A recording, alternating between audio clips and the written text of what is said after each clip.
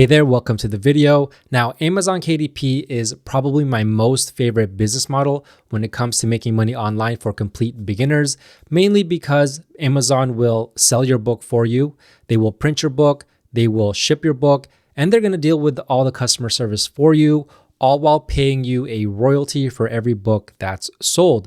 So basically, you put up a book and it starts doing well, you can start making sales on that book day after day, and then it can lead into month after month and year after year and so on and so forth. And you really don't need to do anything else with your book. However, there are a lot of rules when it comes to Amazon KDP with the do's and the don'ts to keep your account safe. And so today I'm going to go through the 7 signs that your KDP account will get suspended or terminated and what to do and how to fix it. So if this sounds interesting to you, feel free to stick around. But before that, hey guys, my name is Jeff, and this channel is all about becoming self-sufficient when it comes to making money online.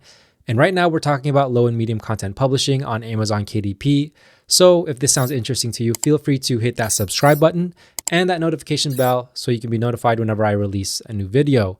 With that being said, let's get on to the list. Now, the first sign is plagiarism. And I'm sure we all know what plagiarism is. But basically on KDP, this involves when you're publishing content that you didn't create and you didn't have the rights to. And this violates copyright laws and is strictly against Amazon's content guidelines.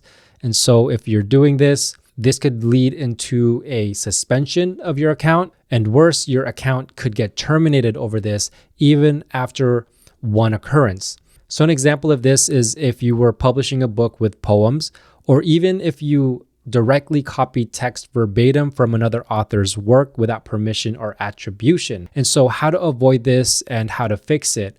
So in order to avoid this, you just want to create your own original content. And if not, you want to obtain the proper permissions and give credit for anything that you used in your content. Now, how to fix this if you already have plagiarized content in your books? Well, you want to remove these plagiarized content immediately. So I would suggest to unpublish your book and fix anything in your interiors, your covers that has plagiarized content, and then republish this with your own original material. And if you're using content from someone else, to have the proper permissions and attributions for that.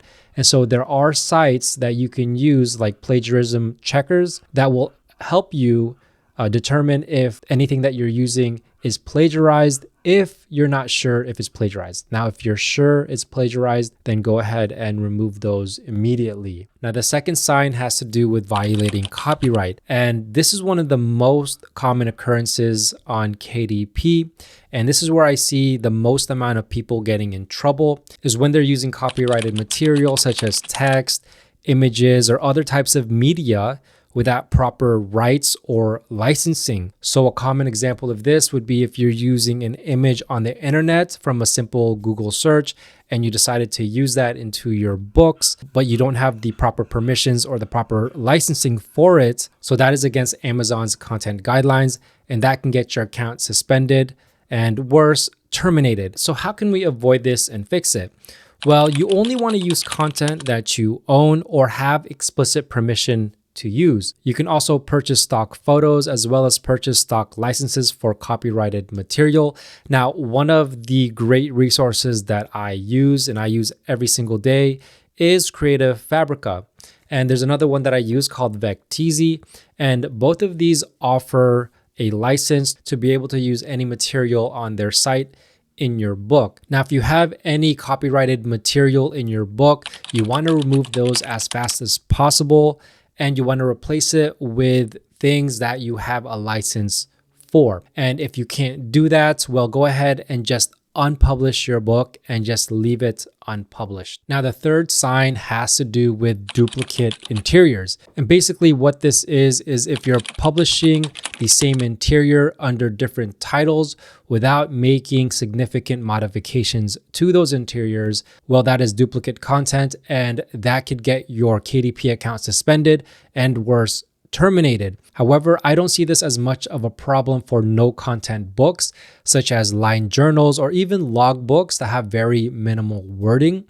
I see it more of an issue with things like activity books, as well as coloring books and those types of books. And so if you've watched my videos time and time again, and you know that I like to use Creative Fabrica, but you also know that I tell you to make modifications to the interiors, this is the reason why, is because we don't want to be putting out duplicate interiors into Amazon and getting in trouble for that. And so in order to avoid this, you need to do exactly that. If you're using Creative Fabrica or you're using ready-made KDP interiors, you want to take them to a program like Canva to make modifications to them, whether it be adding elements, changing the text, adding borders, changing things around with the interiors. That's how you're going to avoid this duplicate content issue with Amazon and keep your account safe. Now, sign number 4 is keyword stuffing. And this is when you're using too many words, or you're using irrelevant words in your title, your subtitle,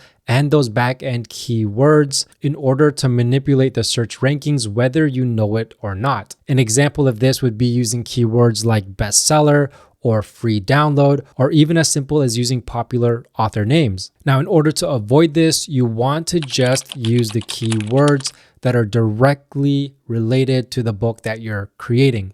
You don't want to use any kind of words that are not connected to your book. So for example, if you are creating a coloring book with mermaids, you do not want to use the keyword dinosaur or the keyword Superman or the keyword basketball player in your keywords. So basically, keep them focused on the type of book that you're making. Now, if you're already doing this with your book, well, you can update certain metadata in your book. So for example, you can update the description as well as those 7 keyword slots. You can update those. However, if you are keyword stuffing in your title, your subtitle, and even your author name, you won't be able to change those. So if that's your issue, you're going to want to just unpublish your book and create a new title using relevant keywords. Sign number 5 has to do with misleading pen names / author names. Now, KDP doesn't generally allow the use of keywords in the pen name or the author name section. And so if you're using keywords as your author name, the most likely scenario and the best case scenario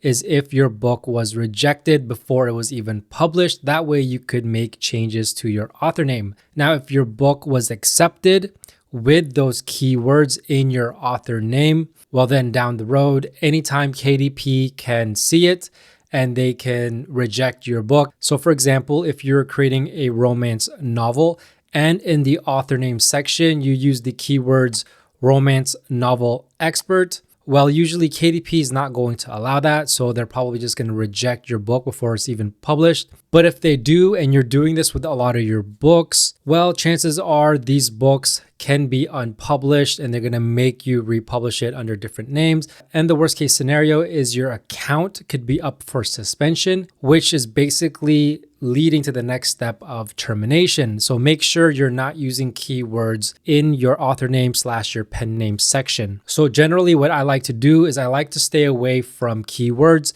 and I like to stay away from anything that sounds like it could be a brand or something that's brandable. And I actually like to just use regular names. So I use a pen name generator and I will just randomize it and just choose a name that way. And I will create my brands through that pen name, that author name that is a real name, but it's not my name. Now, sign number 6 has to do with using the wrong categories for your book. So when you're publishing your book and you get to the section where it's asking you to choose 3 categories, well, you don't want to be choosing the wrong categories. And what do I mean by that? I mean, if you're creating a book, a business book for entrepreneurs, and you categorize it as a coloring book for kids, well, that is the wrong category, and Amazon doesn't like that. So if your book was published using those categories and it wasn't detected the first time, well, there's a high likelihood that KDP will come around sometime in the future, see that. And basically what they'll do first is they will remove these categories from your book. But if you keep doing it and you have a lot of books that have the same issue, that could lead into a suspension, which can lead to a termination of your account. So don't be doing this, because I know there was a point a couple years back that people thought there was a hack to get more sales, changing their categories and trying to get the bestsellers badge for a certain category. Well, those things might work initially, but they're not going to work in the long term. If you want to be successful with KDP, you want to play by the rules and you just want to do things the right way. And so anyone telling you to choose a category that's not specific to your book is probably not doing it the right way. So if your book currently has this issue with wrong categories, well, you can easily just update it. So go into your bookshelf and go to your book, update the categories, and then update the book, and that should be good. Now, sign number 7 has to do with bad reviews. So if you have books that are accumulating bad reviews due to whatever issue it may be, it could be low quality content, it could be things like misleading descriptions that all lead to a bad customer experience. Well, if you have enough of these bad reviews, Amazon is going to eventually terminate your account. Now, we don't know the actual number or threshold that Amazon uses to determine how many bad reviews equals a suspension or a termination, mainly because this is done by bots and it's done by a computer. It's not actually done by a human person. So it's important to always check up on your books to see what kind of feedback you're getting from customers and to always implement some changes based off of customer feedback so that your book can improve and you can get better reviews from your customers. And I know this can be extremely frustrating if you have hundreds of books, but you have to make a conscious effort at least once a month to check on your books, check on their ratings, and if there's any customer reviews, to look at that and then to make the changes needed to make those books better. You also want to make sure that your description is as accurate as possible for the type of book that you're creating, because this can lead into bad reviews as well. And so don't be putting irrelevant information into your description that doesn't actually apply to your book, because it could just confuse the consumer. And at the end of the day, it's the consumer that has the power to affect our accounts. And so make sure that you're only putting out the best quality books as you can. And if there's any issues with it, make sure to fix them right away. So one thing to keep in mind is that when you have a book published on Amazon and you want to make changes to it, there's only a few places that you can actually do that. So for example, you can change the interior of your book, you can change the cover of your book, you can change the back end keywords, so those 7 keyword slots, as well as the description and categories. However, you cannot change your title, your subtitle, and your author name / pen name. So just keep in mind these few things when you're trying to make these changes with your books. Now, I hope this doesn't turn you off to publishing on Amazon KDP. Instead, I hope it serves as a reminder that there are rules that we need to abide by if we want to play the game that is publishing low and medium content books on Amazon KDP, because I still think it is the best business model to start creating income online for beginners and for anyone that just wants to create a passive income. Well, there you have it. That's it for today's video. I hope you liked it, and hopefully this information is useful to you guys. If you have any questions, let me know down below. If you like this video, please give it a big thumbs up, and don't forget to subscribe and turn on that notification bell so you never miss a new video, as well as follow me on all my socials at JeffSetLife. With that being said, thanks for watching. Bye for now.